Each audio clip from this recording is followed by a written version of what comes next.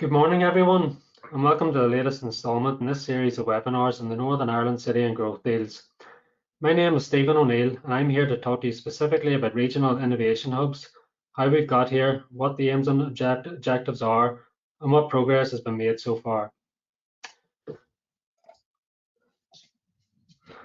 Now, I'm going to take a major leap of faith here and assume that everyone tuned in today has been listening intently in previous webinars. Therefore, you don't need me to spend any great length of time reiterating that the four deals amount to a total of 1.3 billion. They are Northern Ireland executive priority given the alignment with 10X and their focus on place and inclusive growth. Nor do you need me to remind you that the funding is capital only, Council's own and developed the proposal, and the relevant NI policy department approves the case.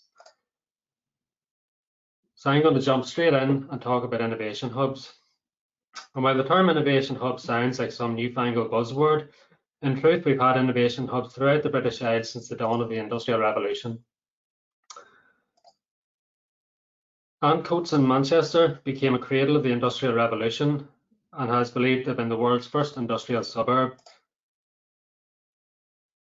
Hockley in Birmingham was so well known for its iron and steel works that it has been referred to as the workshop of the world. Govan in Glasgow rivaled Belfast as the preeminent shipbuilding location on the world stage.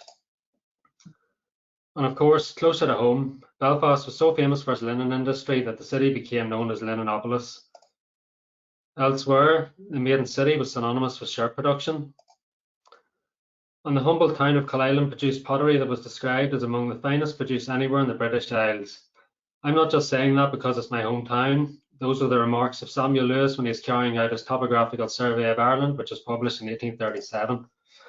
Now, before I get down a rabbit hole of my own making here and start talking at length about how Killeyland was a microcosm of the Industrial Revolution, as I've been known to do on occasion, I'll conclude this section by saying that what all these places have in common is that they pioneered locally and became global capitals of innovation.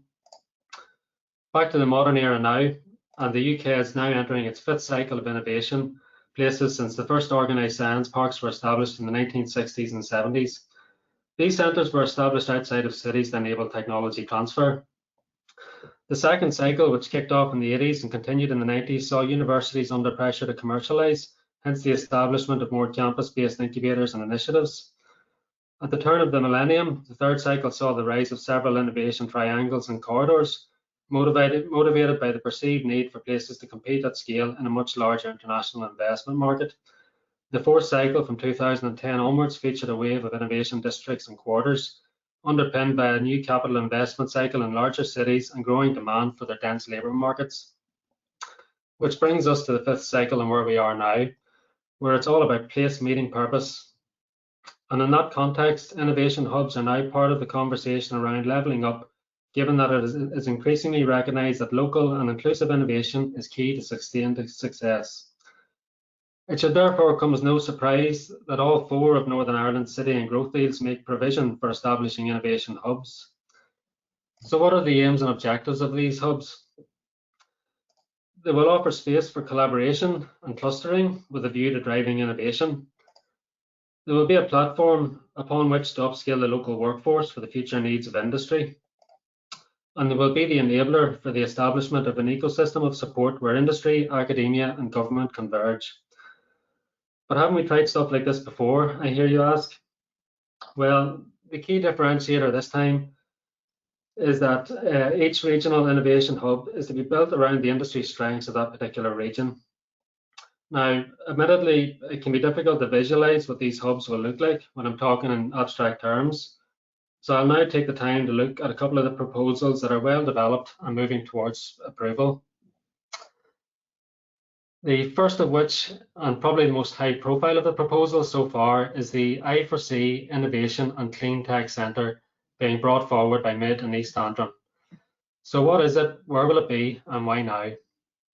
Part of its core offering will be the provision of premium co-working and incubation space, and its aim is to become a focal point for the development of a clean tech hub and ultimately make the region attractive to FDI. The I4C proposal is the linchpin of a wider regeneration initiative at the site of St Patrick's Military Barracks in Ballymena. And why now? Well, the Ballymena area has a long history of advanced manufacturing, and is already on its way to becoming a hub for hydrogen, given the presence of Wrightbus and the wider JCB group. That, coupled with post-pandemic ways of working, has given the Council the confidence to bring forward the proposal. So who's involved, who's it for, and how much is it going to cost? Well, it's got the triple helix of industry, academia, and government involved. Industry is represented by Wrightbus, who are considering taking it based on a hydrogen training academy within the hub. The Manufacturing Task Force and the Advanced Manufacturing Innovation Centre are also involved. Academia involvement comes by way of Queen's University, who are looking at basing a significant R&D venture there, and the Northern Regional College, who have signed an MOU with the Council around sharing resources and lab space with the goal of ensuring the college meets the future skills demands of industry. From a government perspective, there's engagement with InvestNI, DFE Energy Branch, and the local enterprise agencies with a view to providing wraparound business support services. The target customer is SMEs with growth potential, those seeking to upskill and exploit opportunities within clean tech and our foreign direct investors. The total cost of the project is £23 million, with £20.5 million coming from the Belfast Region City deal, and the outline business case is in front of Casework panel next week for sign-off. If approved, the full business case is expected to be signed off by the end of the calendar year, and the centre will be open for business by the summer of 2026. Elsewhere, we have the Shed being taken forward by Ards and North Down Council. The Shed will be a hub for the film, TV and animation sector, offering co-working, private offices and event space. There will be technical post-production facilities and, of course, the obligatory trendy coffee shop that no creative hub would be complete without. Where else could such a venture be based other than Hollywood? Not just because it sounds the same as the global capital of the entertainment business, but because there's an opportunity to build on the cluster of creative media companies already based there. Industry are involved. Established companies such as Paper Owl, Waddell Media and Yellow Moon are all interested in becoming anchor tenants and tapping into the potential skills pipeline. South East Regional College are engaged and see it as an opportunity to ensure their film and TV studies offering is aligned with industry needs, and NI Screen is leading the way from a government perspective. The target customer is production companies who need space to ramp up and going into production, new entrants to the industry and freelancers. The total cost of the project is £5 million, with £4 million coming from the Belfast Region City deal. The outline business case is in the latter stages of development and is expected to go forward for approval in June 2022. There are other projects across Northern Ireland at the earlier stages of development, the likes of Causeway Coast and Glens exploring life sciences, Derry and Strabane Council looking at smart cities, and Mid-South West exploring options in material handling, agri-food and agri-tech sectors. Now, there are always going to be difficulties in developing such proposals, and we're seeing councils faced with both short-term and long-term challenges. In the short term, it's all about construction inflation. It's proven to be a major pressure point for these capital build projects. For example, to the extent that the I4C project has had to be scaled back not once but twice due to spiralling costs.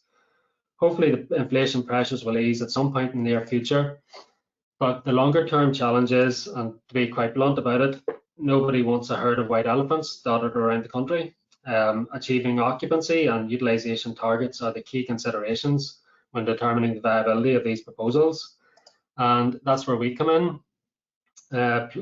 We essentially play the role of critical friend to the councils, challenging the council's plans, helping to validate their assumptions and ensuring they align with 10X and the drivers of the InvestNI business plan. But we also add value by sharing our knowledge and experience we've gained from working directly with the Northern Ireland business base, sharing our knowledge and insight into regional industry strengths and strategic opportunities, with the ultimate goal of producing robust, viable business cases to be taken forward for approval. Taking a change of direction here at this point, I think as anyone who has had the misfortune of having Donald sat across them in an approval panel by now will know, project owners are increasingly being asked about how their project aligns with City Deals. So I'll finish up now with a slide about what City Deals means for you. We've had 5 webinars taking place to date. We've heard a general overview of the deals. We've heard about AMIC, GII, iReach, and now Regional Innovation Hubs. We're doing this to raise awareness of city and growth deals as they progress. I think what we're encouraging people to do is think of city and growth deals as an enabler of 10X and this vision for a decade of innovation. So we would ask that people start to think about any linkages with client-based projects to city and growth deal projects. We know it's maybe hard to envisage at this stage because a lot of these projects are far off, with start dates of 2026 and onwards. But I will say that there are elements of the projects that will be going live before that. For example, GII, the Screen Media Innovation Lab and AMIC will all start to implement their projects, and services will open up before the final completion date. So we would say we would encourage people to stay up to date with developments and activities through the deals. Of course, it's probably going to be easier to talk through these things. So I put up a slide of our contacts in each of the strands of the city deals. As you can see, we've gathered some of the finest minds in InvestNI to work across these strands of the city deals. We're more than happy to talk through your projects and see if we can provide some input whenever you're developing your casework and taking it for approval. That is a very quick overview of Regional Innovation Hubs and where we're at the minute. Happy to open up for questions.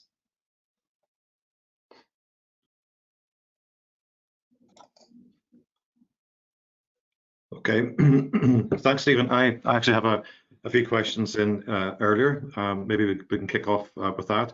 If anybody has any questions they'd like to pose, use the chat feature on the GoToWebinar app and put your question in here. But to start off, a general question about funding. You mentioned obviously the challenging times we live in. How will these projects kind of be built out, Stephen? Given the budget constraints. Particularly thinking about the councils and their funding situation. I thought we had an agreement here, Paul. You felt the right awkward questions. I suppose the key thing from the city deal funding point of view is that the funding is ring fenced from the block of funding that's gone through city deals. I suppose affordability on the council side is something we're taking a close look at on a case by case basis. Some councils, like we are aware of not name names, but there are councils that are reported to be in financial difficulties or don't have the financial resources they once had.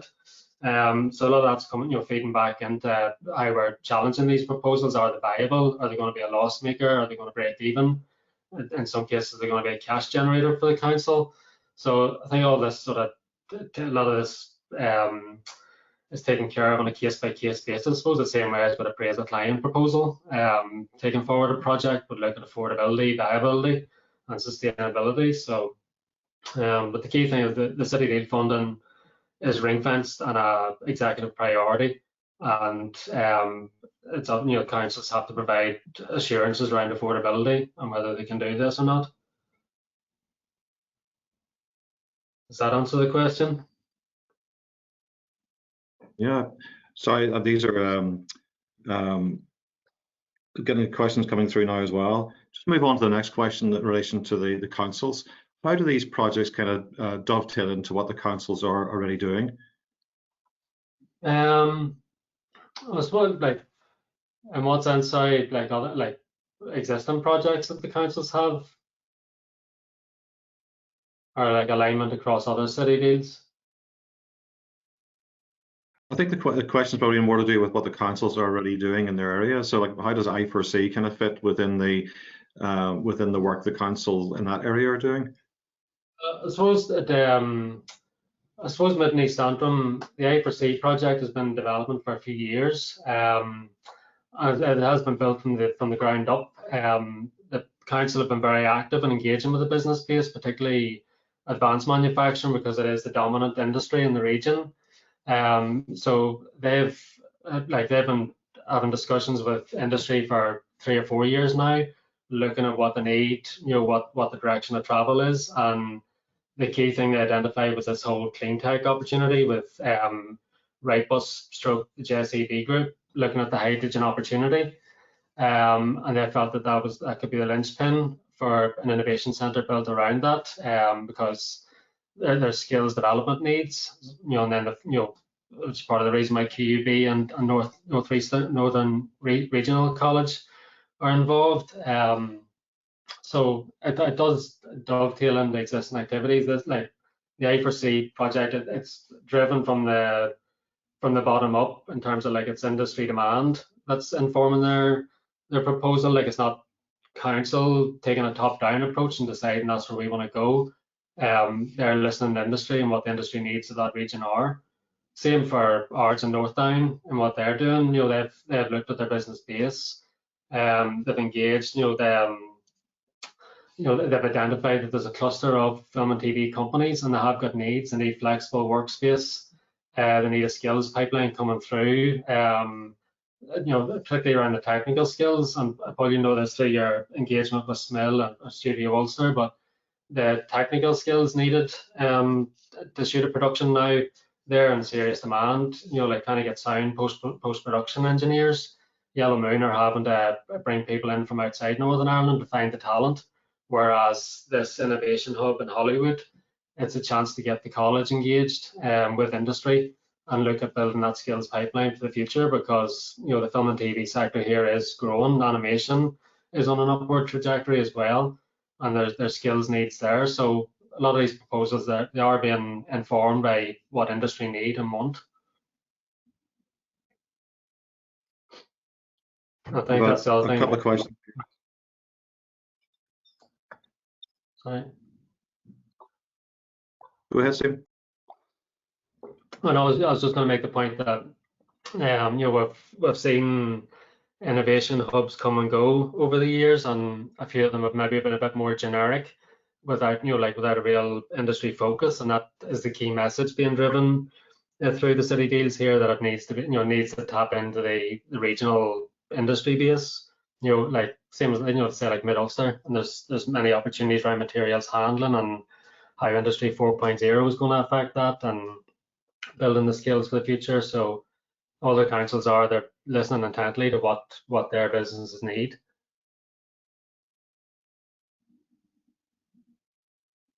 I'm going to jump to three questions that have actually just appeared in the panel. The first one is, thanks, Stephen. As things progress with the various projects, do you see increasing integration and coordination across the various city deal projects? Absolutely. That's another strand of it, that we're looking at how each of these regional innovation hubs tap into other city deals.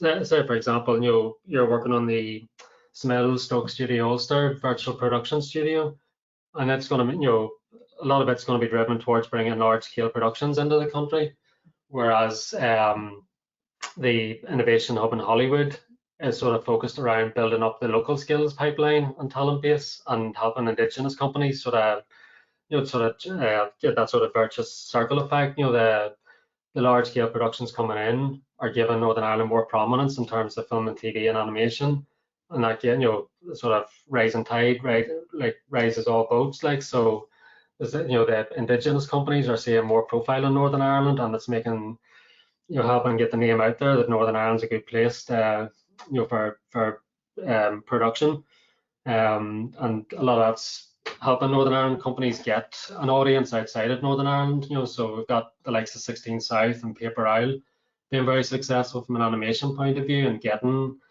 commissions. Like, they're going beyond BBC NI commissions. They're talking to BBC Network. They're talking to international broadcasters about commissions, and so there are linkages there between the Shed and Holywood and SMIL.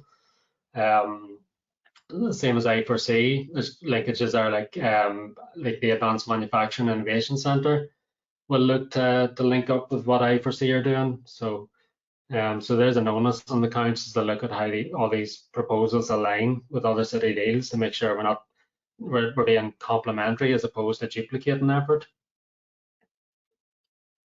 Hope that makes sense. Well, thanks for that. Another question from the panel is, do these hubs have outcome and impact targets, and how will these differ from Invest in I targets? I guess the second part of that is this linkage explicit in the business case? Well, in terms of like outcomes and impacts, you know, it's like say like A4C, for example. It's being viewed as like almost like an infrastructure project, almost like, you know, it's like in terms of like the economic appraisal, you know, it's not strictly looking at jobs created. Yeah, it's going to facilitate job creation, but it's not going to be the key driver. You know, in job creation, like it's not like an SFA project where we can put a defined number on jobs created, but it's building that ecosystem that companies can scale up into. I don't know the details just at hand right now of the economic appraisal, but they look at a whole raft of measures, like, you know, the usual stuff like GVA and sort of rate of return and payback period and all, but there are targets associated with this here, like, you know, probably around occupancy targets and breaking even and being profitable, but also enabling job creation and enabling companies to grow. You know, in reality, it's not going to be a big cash cow for the council, but it's something that's needed for industry to grow upon. So I can get more detail on that, like, and fire through to whoever asked that question if they want to find out more about that.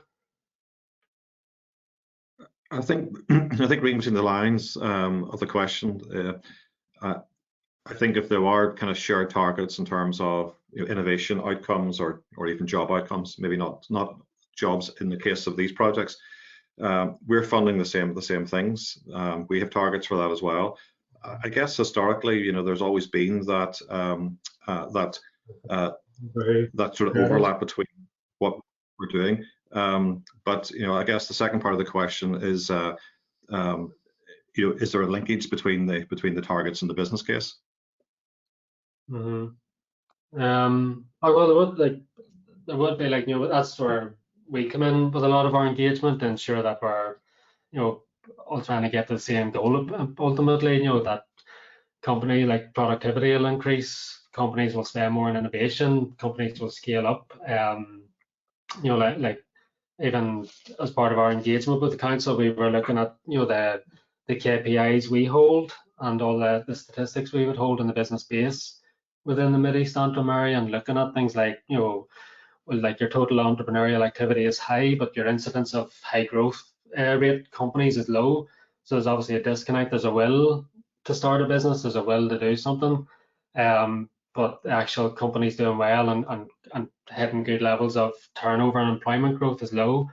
So can I4C activity help in this area? Like, you know, so we're trying to join the dots like that, and, you know, trying to make sure we're all trying to get the same ultimate goals. We're striving for them anyway. Okay, I think a generic thing across all the deals is that if they're successful, which obviously we're planning towards that, we should see an uplift in 10x activity. You know, we should see additional R&D grant applications and another activity as a result of these things. So I guess that's one way of measuring success as well. Moving on to the next question on the panel, which is around engagement. What's the best way for the companies to engage with these projects?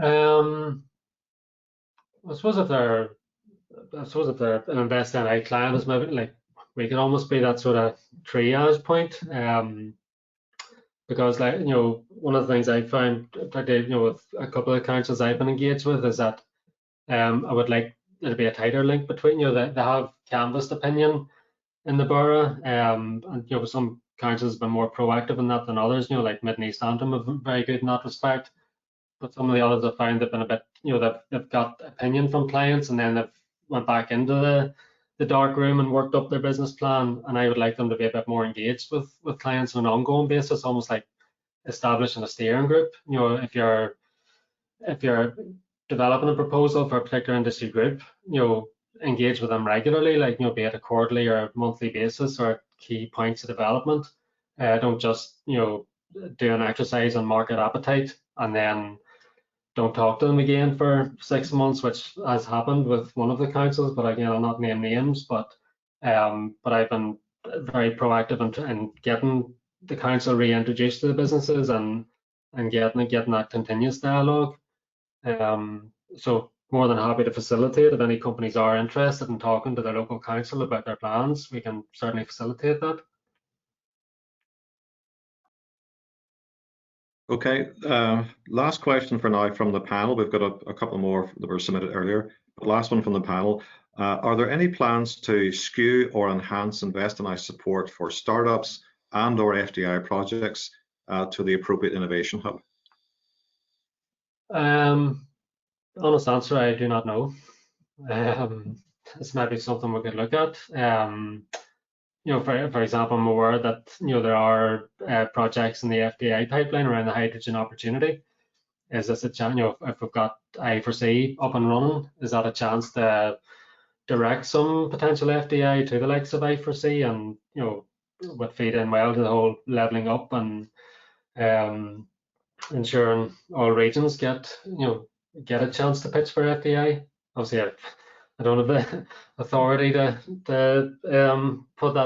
put in place, but it's maybe something we can work at and engage with international investment to see what's coming down the line. That's an interesting idea. It's we're getting a few more questions, and obviously the interest is growing as you get kind of explain more detail. Next question from the panel: is there a risk? I'll read it exactly as it says here. Is there a risk of path dependency by focusing hubs on historic industry strengths? I'm not sure what path dependency is, but that's the question. Oh, I'll sort of get the gist of it there.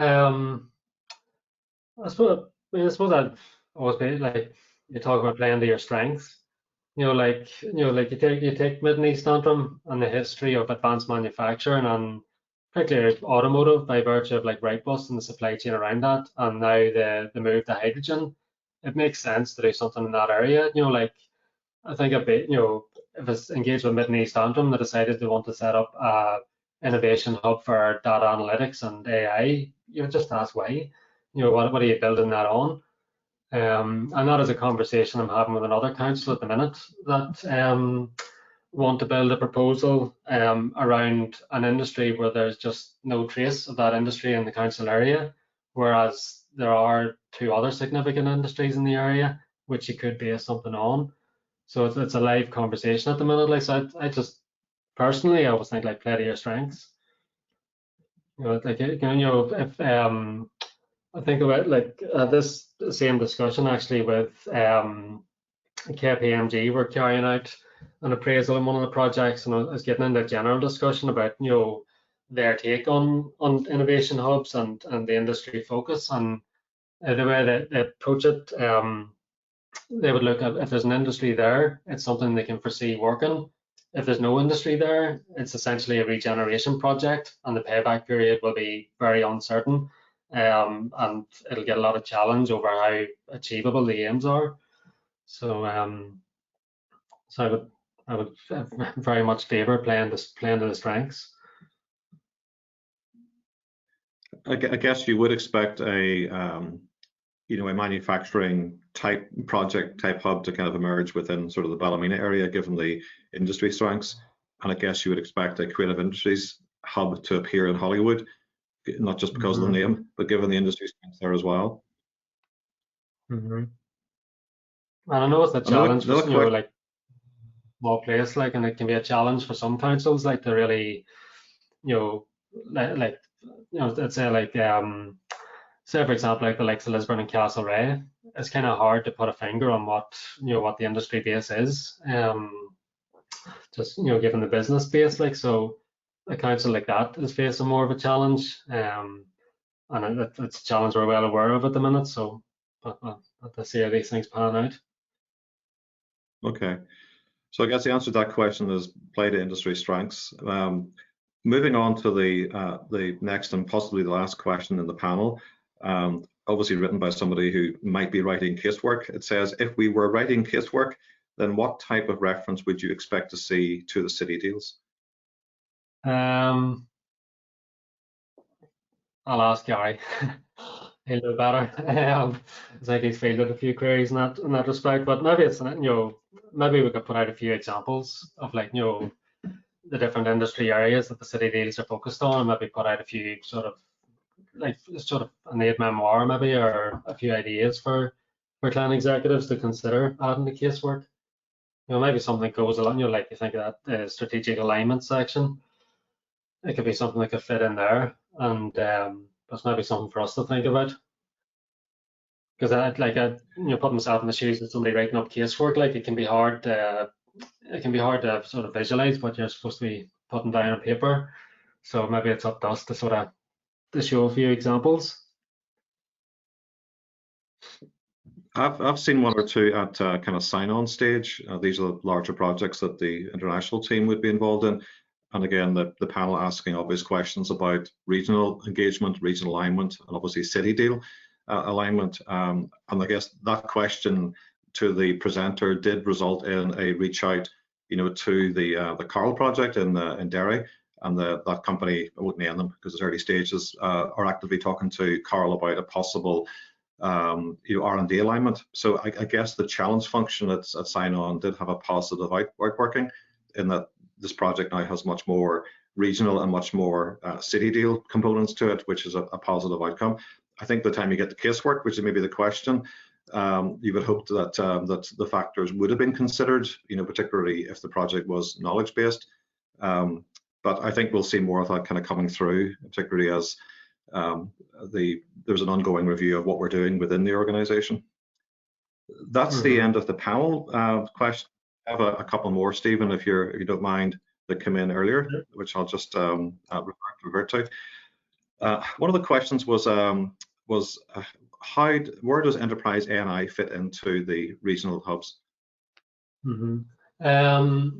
Well, so the councils are engaging with Enterprise ANI. I know there's a sort of line there, I suppose, like Enterprise ANI are looking for occupancy, but I suppose it comes down to differentiation. Like, the typical tenant of an Enterprise ANI enterprise park in the Mid and East Antrim region will not be the same as the type of company that I4C is targeting, but they are, but I4C will be looking to offer services to the wider business base as well, that could potentially get involved in clean tech or opportunities that fall out of that.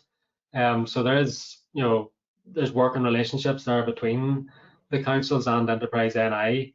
Like the likes of like Letcom, for example, were canvassed, as part of sort of a industry engagement piece for I4C, and they were saying, yeah, well, we're not interested in taking space in I4C, and we have our own tenants to look after. We would be considering pushing tenants towards some of the services you offer, because that would be, would be interested. So maybe look to get flow through, where a company maybe that's resident in Letcom is starting to scale up, and maybe I4C is a place for them to prosper. So they're trying to get good working relationships going there, and just ensure that whole sort of two-way relationship works out.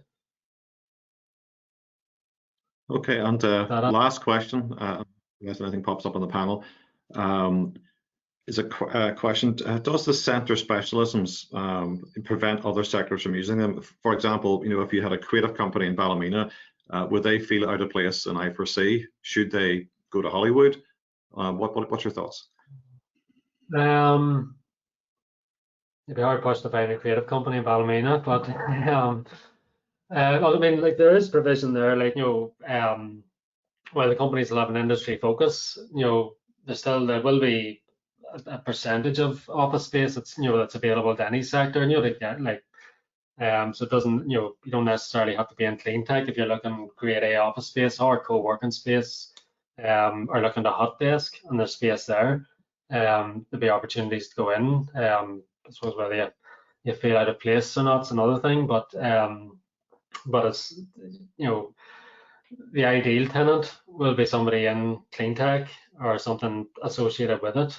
But at the same time, I suppose like the councils have to run a business too, like, so if there's somebody looking occupancy, like, that if there's space available, certainly. But they will have a preference for companies in that industry space. We have another question come in. Will access to the hubs be restricted by fee-paying members? Will the hubs have no barriers to access? I mean, is there easy and cheap ways for companies to kind of hot desk, drift in, build out? Trying to think of the various barriers that you might have to joining a hub. Well, David, like the barriers to access, like, take the Shed hub in Hollywood, for example. A key thing for creative companies is having flexible workspace. Take, for example, Paper Owl Animation. They would have a core full-time staff of about 6 or 7 people. But whenever they get a production commissioned, they could be ramping up to 40 or 50 people. But that'll be for a period of time until the production's finished, and that'll be made up of freelancers. So the last thing they want is to be taking a long-term tenancy for 40 people. They want something flexible. So the likes of the Shed is reflecting that. So they're not trying to tie people into like long-term leases. Like a lot of the co-working and hot desking space, like it'll be purely short-term. So it's, companies can ramp up and ramp down as needs be. And same, it seems like I foresee like it's got a tiered approach to fees. Like, you can go in a hot desk at relatively cheap rates, or you can take premium office space if you're there for the long term and pay more. Like, so there will be, a tiered offering essentially in all of these hubs, but there will be a fee. There'll be an element of free services. I'm sure some of the events and some of the training services may be lower cost, but each of these hubs do have to generate revenue. But hopefully that barriers won't be too high for companies to engage.